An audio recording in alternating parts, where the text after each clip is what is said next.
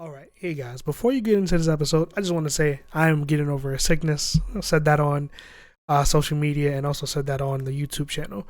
Don't know if you got that. So I sound very nasally and stuff. So, trying to get over it. If I sound crazy, that's why.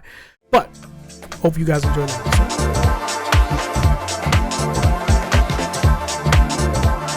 Ladies and gentlemen, welcome back to another episode of the JONCAST podcast. Today we are going to be talking about Marvel's Echo. I hesitate to call it a review. I'd rather call it a discussion, rather just, hey, I'm dropping my thoughts on it. I will give a score on it or how I feel about the end, but, if you're looking for exact detailed breakdowns and stuff, probably not going to be doing that. Going to be doing a soft breakdown, just giving my thoughts, how I felt about the series as a whole. Before we get into this, like, subscribe, comment down in the comment section below. Let me know what you thought about Marvel's Echo if you watched it. Preface as well, there's spoilers in this episode, so I will be going over some stuff that do happen in the show just to help my thoughts along. But so as it comes to Disney Plus shows, this is how I feel about this one. I feel like this one is kind of a step into the right direction in a way. I feel like if you sat here and watched this, overall, it wasn't the greatest. I don't think it was horrible. I'm kind of in like that okay range of how I felt when I got to the end of it. I am like solid. I guess I'll start with giving a number first. I'm like probably like a 6 out of 10 on the show. I don't think it was horrible, but there was a lot of stuff going on with it, pacing wise. Whatever happened in the writing is what happened. But I would like to think that this is going to be a jump off point going forward, because I know, but after this, this is when Marvel was talking about dialing back a lot of the stuff that they were putting out and actually going through stuff with a fine tooth comb. And as of me recording this podcast, I know there was news of Daredevil, things going on with that.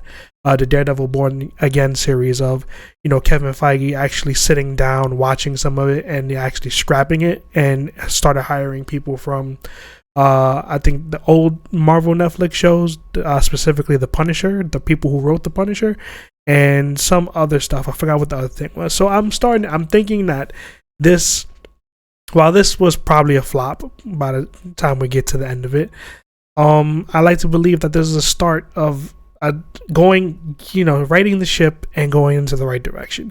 When it comes to the Marvel TV shows, I'm like hit and miss with mostly all of them.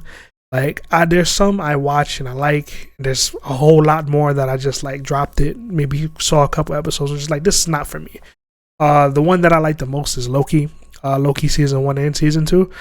Mostly, I think that's mostly because it's going somewhere. It's setting something up. First season set something up, and it seems like the end of season 2 will also set something up in the future. Where that may go now, who knows? With what happened to Jonathan Majors with his whole situation, and who knows what the future may hold. Eventually I'm going to do another Marvel breakdown and start and get into more theories that have come up into my mind with things that are happening. But that's probably going to be saved for John and Joe. Go check that out. If you want to see us talk about Loki, that's also over there as well. John and Joe, Words of Wisdom. You can go check that out. What else? Anything else I want to get into before I get into the show? No, I think I'm good. So for me, I think the takeaway of this show is, if you love Vincent D'Onofrio as Kingpin, Wilson Fisk, I believe that is the sole reason worth watching this show. If you watch the original Daredevil series that was on Netflix, it is like picking up where we left off from that point. I know he does make an appearance in Hawkeye. I did not watch Hawkeye. I have watched clips of Hawkeye. Wasn't really feeling Hawkeye. I'm all about that Save the City though. But it feels like the Kingpin in Hawkeye and the Kingpin that we get in Echo is two different people. Like the mannerisms, how they act, stuff like that. I felt like, yes, it is the same actor in the same role, but this time around, I felt like I was getting where we left off with him, getting what he wants, you know, bringing up his trauma again that was reflected in his childhood, stuff like that. Just seeing Vincent D'Onofrio like command the screen whenever he's on it.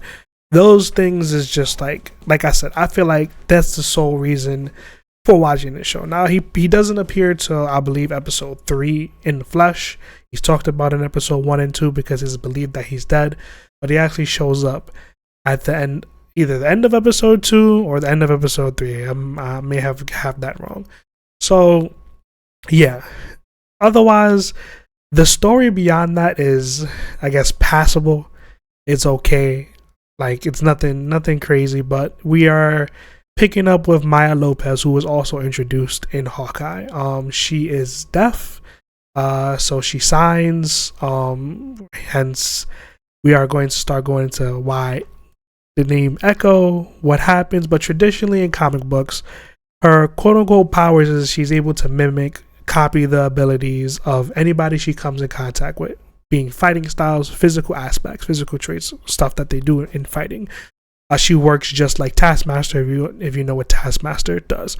I think Taskmaster MCU pretty much function as Taskmaster does in the comics. So if you don't know about comic book Taskmaster, you have that version of Taskmaster to go off of.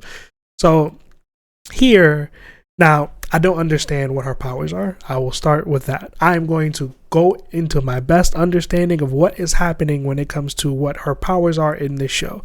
So, I believe it is called echoing. I have not seen anything that's come out officially with producers, stuff like that, on labeling this is what her power is. So right now, this is just me going on based on what I saw, what her powers actually are. So she is from, her lineage comes from a Native American tribe called the Choctaw Nation.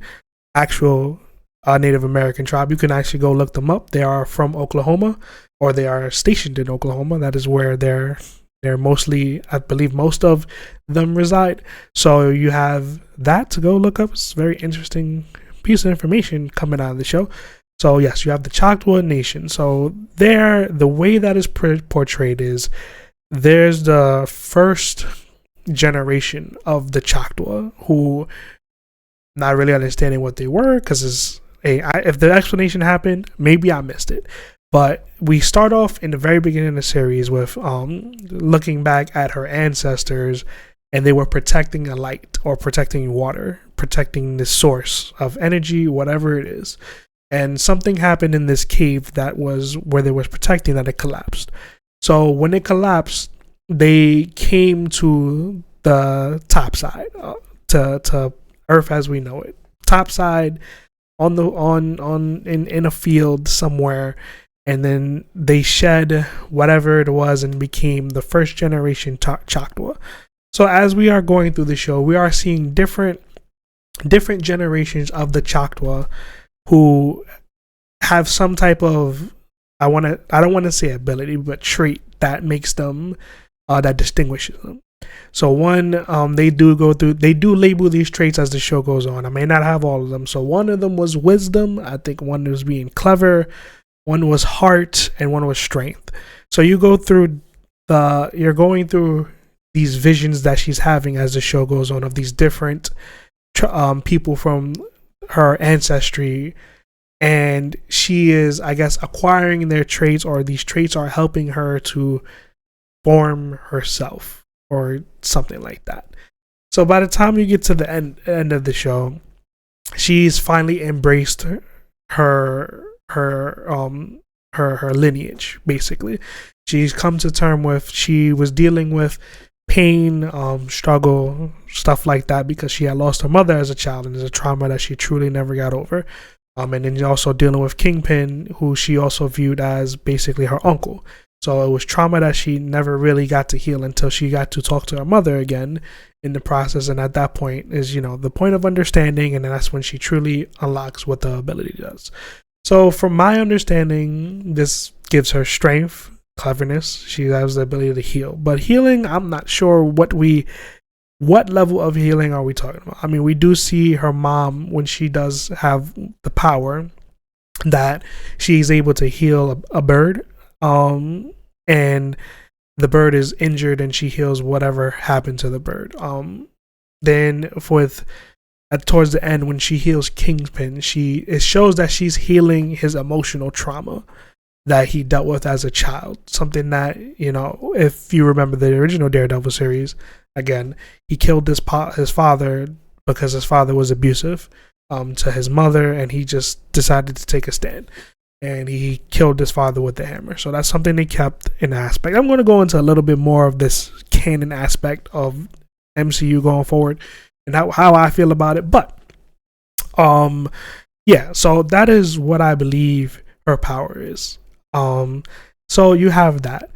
Where this is leading for her afterwards, not really sure. Like, this whole show is basically her coming back home to Oklahoma and healing the emotional damage that was caused by her having to leave with her father after her mother died, repairing relationships, stuff like that. So she initially came because she wanted to become the Queenpin, because she believed at the time she killed Kingpin.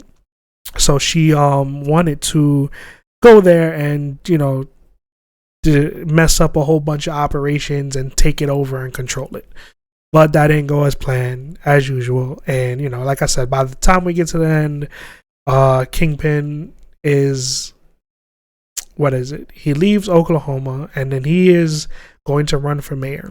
Now, that is pretty much the premise of the show. The more specific stuff is like, and that's why I say, like, for what the through line of the show is okay. Like, it's not horrible. It's 5 episodes, so it was an easy watch. I sat there and watched it in one sitting, and it was just like, walked out the end of it was just like more excited with what was going on with Wilson Fisk. And like I said, it shows that he is going to be running for mayor. Now, when it comes to that, there was just before the series actually dropped, they were talking about that Wilson Fisk was going to be like the Thanos on the street level. And if he is the thread that starts to tie these TV shows together, I will really appreciate and enjoy that, because a lot of these TV shows feel disjointed. Like, they are there to be there. Miss Marvel, Loki, Captain America, Falcon and the Winter Soldier. Sorry. I may be thinking of something else. WandaVision.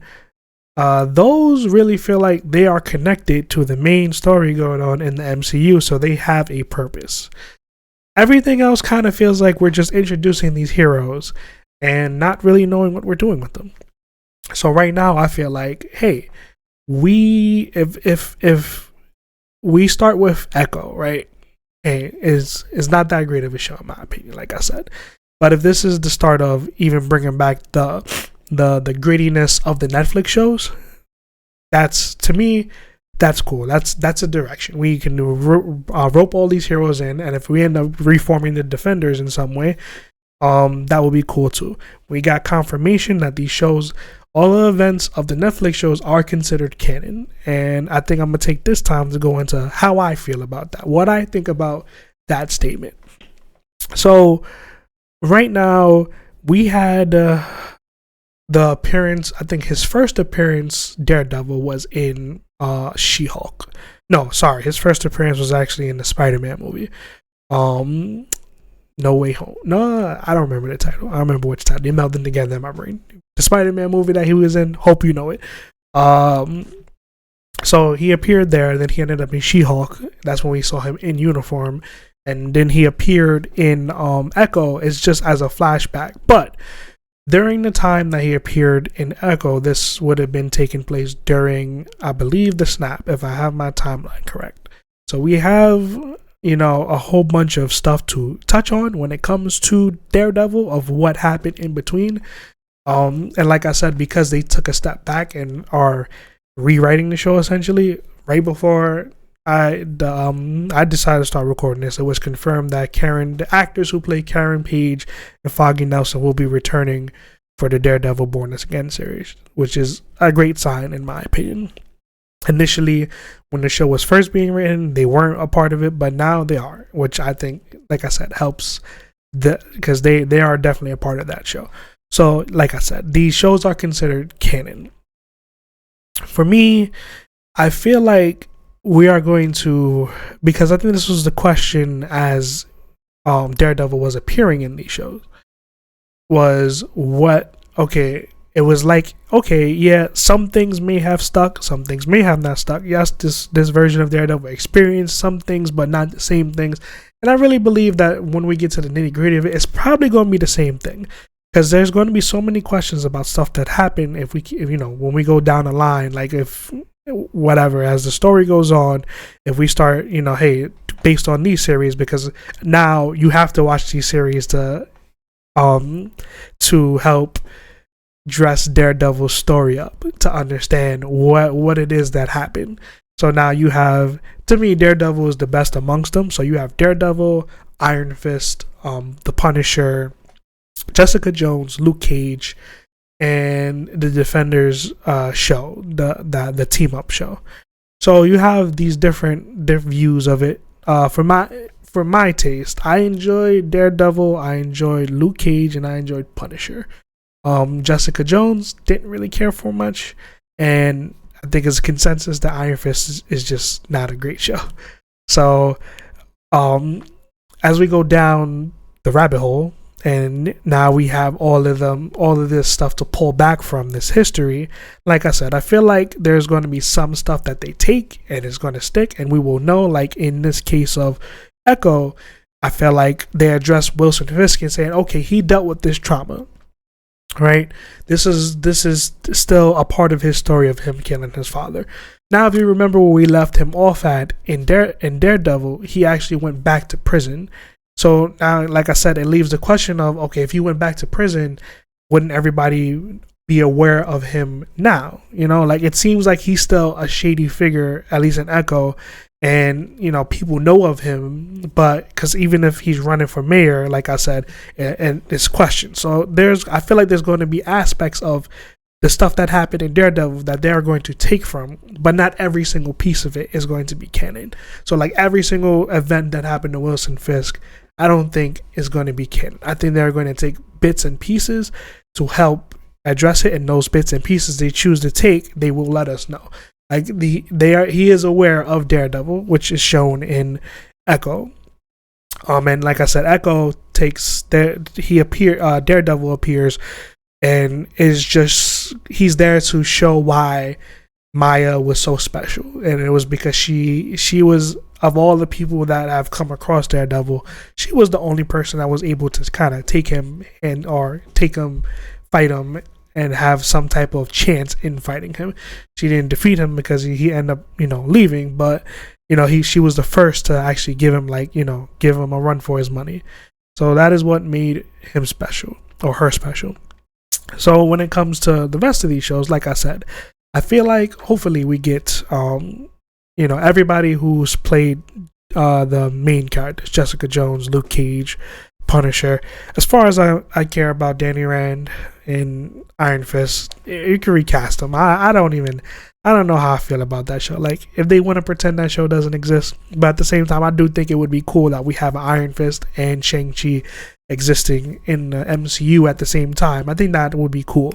But I think they should kind of redo Iron Fist. Like, that's the one show I'm like, we could pretend that didn't happen, reintroduce a new actor, and try to restart it. I think Colleen Wing, where we left off in the show, she had the Iron Fist power, and then there was a brief tease that he got the power, or he started to get the power back. But I think Colleen Wing is a solid. So, and like I said, even with casting, I know when it comes to Vanessa, who was Kingpin's love interest, she's recast as a different actor. I don't really know if there's like a contract issue. Maybe they didn't come to an agreement. But I think that's something that they'll possibly have to address. But even so, it can be addressed as different timelines. So it's a different Vanessa. But then, like I said, the same events with Vanessa happened because he ended up, I believe he sacrificed himself to go to jail in order to save Vanessa. So like I said, there's questions that's left to be answered when it comes to that stuff. But other than that, when it comes to the original shows, I think they're all there. I think you should watch them. Especially Daredevil. Daredevil, like I said, has probably the best storyline amongst them. Jessica Jones, that story was, good too. Like I said, the show wasn't for me. Did it's kind of Spark Notes it. If you know Spark Notes, you are awesome. But Luke Cage, we got everything that left off with Mariah Stokes, Mariah, Luke Cage, and Shades. You got all that stuff to play off of in Harlem. And then Punisher. I believe his series actually ended on a good note where he left off at, but he's still the Punisher, so anything can happen. And whether I believe I don't know if it was confirmed or not, but I believe he's coming back in the Daredevil series, making a return. So yeah, I think that's all I got for today. I think the next episode I'm going to do a revisit on my thoughts on The Last of Us Part 2 with all of these castings that's coming out, and I just wanted to give what I felt about The Last of Us Part 2 before that show starts to really ramp it up. But that has been another episode of the JONCAST podcast. Like I said in the beginning, I think I'm going to give it, like, I was going to go 5, but then I was just like, you know what? Kingpin brings it up to a 6 for me. So I'm going to give it a 6 out of 10. That is my score on Marvel's Echo. If you have the time, like I said, it's 5 episodes. If you really want to see it, go check it out. I don't think it's amazing. I think you'll know how you feel about it after the second episode specifically, because the first episode is telling you who Maya is, basically. Give you all the information you need to know about Maya Lopez. That is what the first episode is. Second episode is kind of when, the story of what the show is about takes off. So that's kind of when you determine it. So yeah, if you watch it, you'll know if you want to continue watching it during and after episode 2. So that has been another episode of the JONCAST podcast. I hope you guys enjoyed. Let me know what you think. Comment section down below. Peace.